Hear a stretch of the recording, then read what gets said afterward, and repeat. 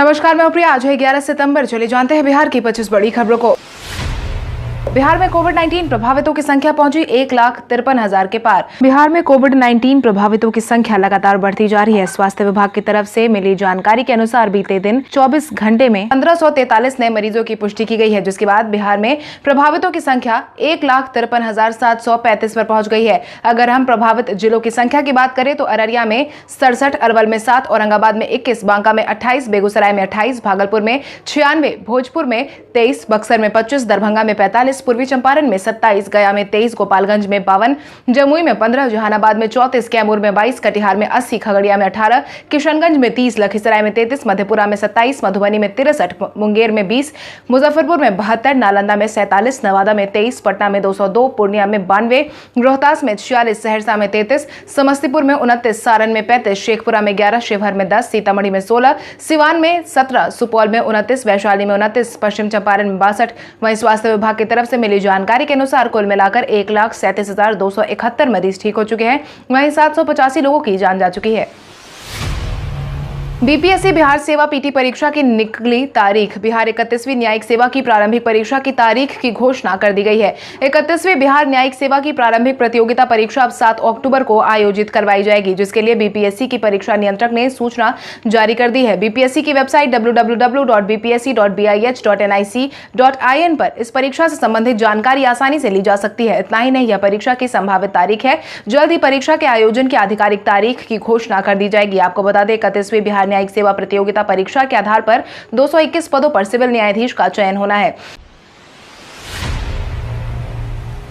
12 सितंबर को दरभंगा और देवघर एयरपोर्ट की तैयारियों का जायजा लेने जाएंगे केंद्रीय मंत्री हरदीप सिंह पुरी।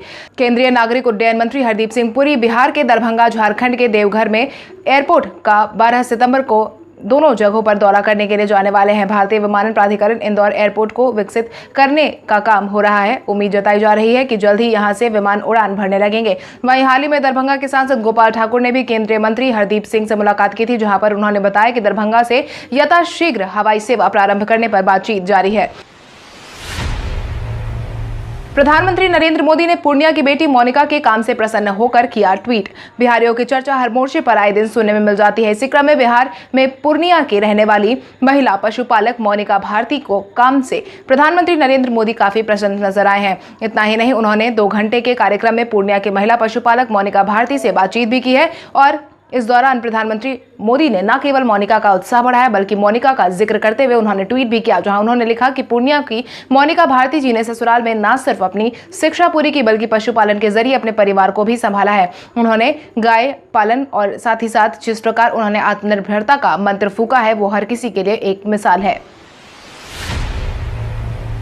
सरकारी अस्पताल को जल्द ही सामान्य चिकित्सकों की मिलेगी सौगात। राज्य के अनुमंडल और पीएचसी अस्पतालों में जल्द ही और डॉक्टरों की नियुक्ति करवाई जानी है, जिससे आम नागरिकों को बेहतर चिकित्सा व्यवस्था आसानी से मुहैया होगी, जिसकी जानकारी स्वास्थ्य मंत्री मंगल पांडे ने खुद दे दी है। जिसके तहत उन्होंने कहा है कि बिहार तकनीकी सेवा आयोग की तरफ से 3,186 सामान्य चिकित्सा पदाधिकारी का रिजल्ट प्रकाशित किया जा चुका है। जल्द ही इन चयनित चिकित्सकों की नियुक्ति जिला और अनुमंडल अस्पताल के अलावा प्राथमिक स्वास्थ्य केंद्र और दूसरे प्राथमिक स्वास्थ्य केंद्र पर की जाएगी। हालांकि एक बार में इतने चिकित्सकों की नियुक्ति की प्रक्रिया का संपन्न होना भी उन्होंने काबिले तारीफ बताया है। बिहार के 7 एएसपी का हुआ तबादला। बिहार में 7 एएसपी अभियान का ट्रांसफर किया गया है, जिसमें गृह विभाग ने अधिसूचना जारी कर दी है। कुमार आलोक को नवादा एसपी से बदलकर वैशाली अपर पुलिस अधीक्षक के पद पर पदस्थापित कर दिया गया है। इसके साथ ही दुर्गेश कुमार को रोहतास में स्थानांतरित कर औरंगाबाद भेज दिया गया है। राजेश कुमार सिंह को अपर पुलिस अधीक्षक से ट्रांसफर कर गया का अपर पुलिस अधीक्षक के पद पर पदस्थापित किया गया है। इसके साथ ही सत्यप्रकाश मिश्रा को नालंदा से रोहतास, हिमांशु शेखर गौरव को मोतिहारी से नवादा, सूर्यकांत सिंह को वैशाली से नालंदा और कुमार ओम प्रकाश सिंह को अपर पुलिस अधीक्षक मोतिहारी के पद पर पदस्थापित कर दिया गया है। पूर्व मुख्यमंत्री और भाजपा चुनाव प्रभारी देवेंद्र फडणवीस आज पहुंचेंगे बिहार। बिहार में आगामी विधानसभा चुनाव को लेकर भाजपा अपनी पूरी ताकत झोंक रही है। इसी क्रम में भाजपा के राष्ट्रीय अध्यक्ष और महाराष्ट्र के पूर्व मुख्यमंत्री और बिहार के चुनाव प्रभारी देवेंद्र फडणवीस आज पटना पहुंचने वाले हैं, जहां वो लगातार 4 दिनों तक बिहार में रहेंगे और कई कार्यक्रम में शिरकत करने वाले हैं। वो आरा, गया, पूर्णिया और कटिहार में जाएंगे। देवेंद्र फडणवीस 11 सितंबर को दोपहर 1 बजे पटना पहुंचेंगे, जिसके बाद प्रदेश कार्यालय में पार्टी पदाधिकारियों के साथ बैठक करने वाले हैं। उत्तर बिहार के जिलों में अभी भी नहीं बढ़ पा रही है औद्योगिकी उत्पादन। उत्तर बिहार के औद्योगिकी परिसर में अभी भी उत्पादन रफ्तार नहीं पकड़ पा रही है। मुजफ्फरपुर के बेला, बेतिया और कुमारबाग औद्योगिकी क्षेत्र में अभी भी सन्नाटा पसरा हुआ है। बेला के उद्यमी भारत भूषण ने हिंदुस्तान मीडिया से बातचीत के दौरान बताया है कि अधिकांश कारखानों में उत्पादन घटने से कई तरह की परेशानी उत्पन्न हो गई है। लागत बढ़ गई है। लगातार बाजार में मंदी के कारण कीमत बढ़ने की स्थिति में है। समस्तीपुर में धीरे धीरे औद्योगिकी माहौल को सुधारने की कोशिश की जा रही है। अगर केंद्र सरकार की तरफ से घोषित की गई योजनाओं का क्रियान्वयन ठीक से नहीं हो पा रहा है तो उद्यमियों को इससे कोई लाभ नहीं मिल रहा है। बिहार पुलिस के डिजिटल डेटा को सुरक्षित रखने के लिए मुख्यमंत्री नीतीश कुमार ने जारी की राशि। बिहार पुलिस के CCTNS से जुड़े तमाम डेटा को सुरक्षित रखने के लिए मुख्यमंत्री नीतीश कुमार ने राशि जारी कर दी है। इसके तहत तमाम तरह के डेटा भुवनेश्वर में सुरक्षित रहेंगे।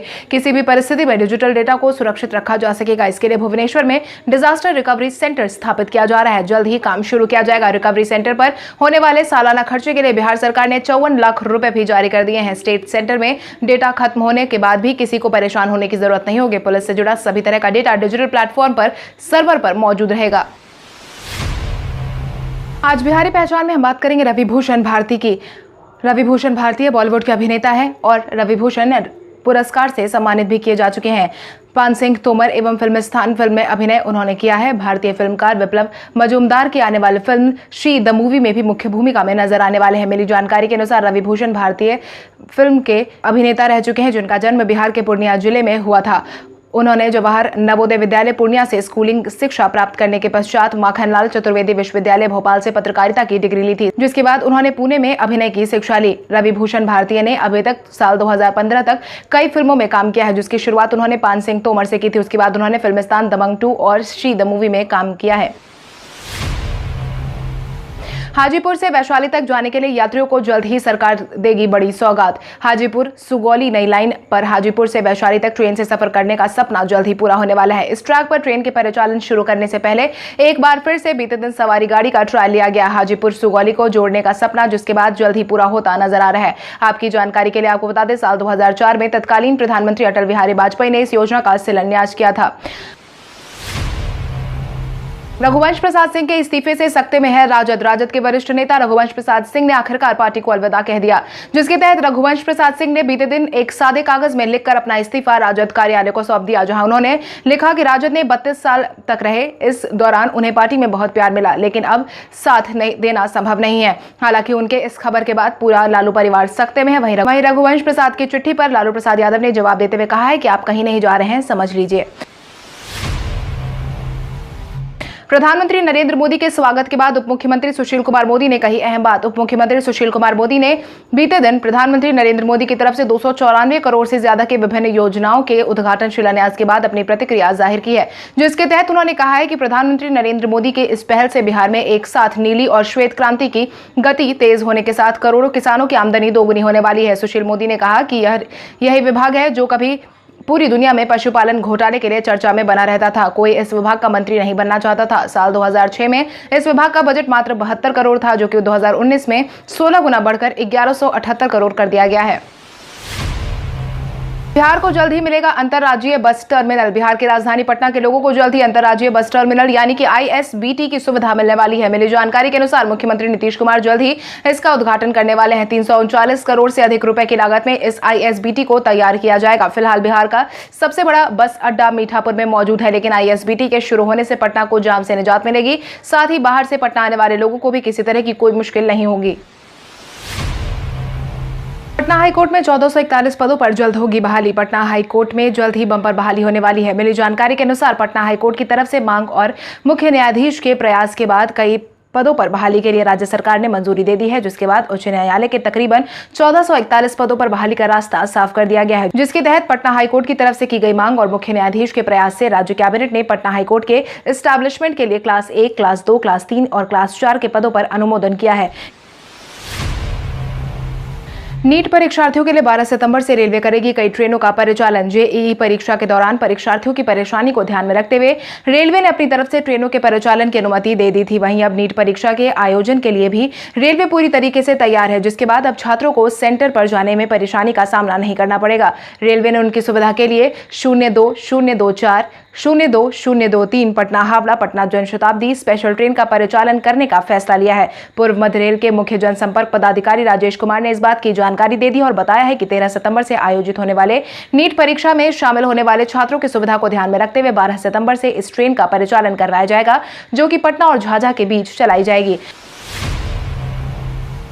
मुख्यमंत्री ग्राम परिवहन योजना के 7वें चरण के लिए आवेदन की प्रक्रिया आज से होगी शुरू। मुख्यमंत्री ग्राम परिवहन योजना के तहत 7वें चरण के लिए 11 सितंबर से पंचायत स्तर पर आवेदन की प्रक्रिया शुरू हो जाएगी, जिसके बाद 31 अक्टूबर 2020 तक पंचायत स्तर पर आवेदन किया जाएगा। वहीं 24 नवंबर 2020 को अंतिम चयनित सूची जारी की जाएगी, जिसके लिए परिवहन विभाग ने शेड्यूल जारी कर दिया है। परिवहन सचिव संजय कुमार अग्रवाल ने इस बात की जानकारी देते हुए बताया है कि ग्रामीण क्षेत्र के बेरोजगार युवक युवतियों ने इस योजना के प्रति उत्साह एवं सकारात्मक परिणाम को देखते हुए निर्धारित लाभुकों की संख्या के लक्ष्य को बढ़ाया गया था और जिससे ज्यादा से ज्यादा इच्छुक लोग लाभ उठा सके। प्रधानमंत्री नरेंद्र मोदी की सौगात पर गिरिराज सिंह ने दी अपनी प्रतिक्रिया। भाजपा के बड़बोले नेता गिरिराज सिंह ने प्रधानमंत्री नरेंद्र मोदी की तरफ से बिहार को दिए गए सौगात पर अपनी प्रतिक्रिया जाहिर की है, जिसके तहत उन्होंने कहा है कि प्रधानमंत्री नरेंद्र मोदी ने बिहार को मत्स्य पशुपालन और कृषि विभाग से जुड़ी 294 करोड़ की उनकी योजनाओं पर सौगात दिया है, जिससे मत्स्य संपदा योजना से 55 लाख लोगों को रोजगार मिलेगा। 5 साल में अतिरिक्त 70 लाख टन मछलियों का उत्पादन हो सकेगा। इसके साथ ही यह मछली के एक्सपोर्ट को दोगुना बढ़ाकर 1 लाख भी कर दिया जाएगा। आईआईटी पटना में फिर से दिखेगी छात्रों की चहलकदमी। आईआईटी पटना में एक बार फिर से छात्रों की चहलकदमी देखने को मिलेगी। अनलॉक 4 के शुरुआत होने के बाद ही शिक्षण संस्थान को खोलने की प्रक्रिया बिहार में शुरू की जा रही है। इसी क्रम में आईआईटी पटना ने भी कैंपस में छात्रों को बुलाने की तैयारी शुरू कर दी है। बताया जा रहा है कि कैंपस में इसी महीने के अंत में छात्रों को बुलाने का काम शुरू किया जाएगा। हालांकि उन्हें 14 दिनों तक हॉस्टल में क्वारंटाइन किया जाएगा। फिलहाल DSW मनोरंजन कुमार ने इस काम से जुड़े रिसर्च स्कॉलर को ही फिलहाल प्रवेश दिया जाएगा, जिसके लिए कैंपस में 100 कमरे तैयार किए गए हैं, जहां बाहर से आने वाले PhD स्कॉलर और छात्र को बारी बारी से रखा जाएगा। विधानसभा चुनाव से पहले ही जदयू राजद में हुई भिड़ंत। आगामी विधानसभा चुनाव से पहले ही जदयू और राजद एक दूसरे के आमने सामने खड़े हो गए हैं। माना जा रहा है कि राज्यसभा का उपसभापति इस बार बिहार से होने जा रहा है, क्योंकि एनडीए और विपक्ष की तरफ से बिहार के नेताओं को आमने सामने लाकर खड़ा कर दिया गया है। एनडीए की तरफ से जदयू नेता हरिवंश को उपसभापति का उम्मीदवार बनाया गया है। वहीं दूसरी तरफ राजद ने अपनी तरफ से मनोज झा को मैदान में भेज दिया है। वहीं मनोज झा ने भी बीते दिन नामांकन पर्चा दाखिल कर दिया है, जिसके बाद राज्यसभा के उपसभापति का चुनाव सत्र के पहले दिन होने की उम्मीद जताई जा रही है। प्रधानमंत्री नरेंद्र मोदी के बिहार में वर्चुअल संवाद पर कांग्रेस ने लगाए आरोप। प्रधानमंत्री नरेंद्र मोदी की तरफ से बीते दिन 294 करोड़ का शिलान्यास उद्घाटन किया गया था, जिसके बाद राजनीति एक बार फिर से शुरू हो गई है। मिली जानकारी के अनुसार कांग्रेस के विधानमंडल दल के नेता सदानंद सिंह ने प्रधानमंत्री नरेंद्र मोदी के उद्घाटन पर तंज कसते हुए कहा है कि प्रधानमंत्री नरेंद्र मोदी की 294 करोड़ की घोषणा चुनावी लॉलीपॉप है। 2015 में की गई 1.25 लाख की घोषणा जैसा ना हो जाए। उन्होंने आगे कहा कि 15 लाख देने के बाद भी जुमलेबाजी निकली। सवाल ये उठता है कि प्रधानमंत्री को सिर्फ चुनावी सीजन में ही बिहार की याद क्यों आती है, पूरे साल बिहार से गायब क्यों रहते हैं। बॉलीवुड अभिनेता अली खान ने राजनीति में ली एंट्री। बॉलीवुड की गलियों में अपने अभिनय का परचम फहराने के बाद अली खान ने राजनीति में एंट्री ले ली है। बॉलीवुड के चर्चित फिल्म खुदा गवाह समेत कई फिल्मों में काम कर चुके अभिनेता अली खान ने आगामी विधानसभा चुनाव में मैदान में उतरने की इच्छा जाहिर की है। वहीं अपने पैतृक गांव शेरघाटी विधानसभा से राजद पार्टी की तरफ से चुनावी मैदान में उतरने वाले हैं। अली खान के अनुसार राजद सुप्रीमो लालू प्रसाद यादव ने उन्हें शेरघाटी विधानसभा के लिए अपना आशीर्वाद दिया है, जिसके बाद वो खुश है। वहीं बिहार की राजधानी पटना से लौटने के बाद वो एक होटल में मीडिया से रूबरू होने वाले हैं, जहां वो अपनी तैयारियों को पेश करेंगे।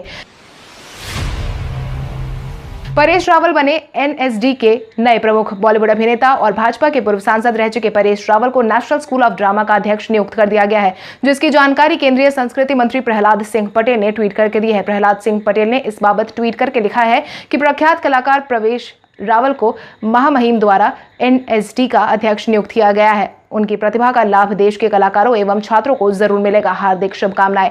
वहीं दूसरी तरफ NSD के अध्यक्ष नियुक्त किए जाने पर परेश रावल ने राष्ट्रपति महोदय का धन्यवाद व्यक्त किया है।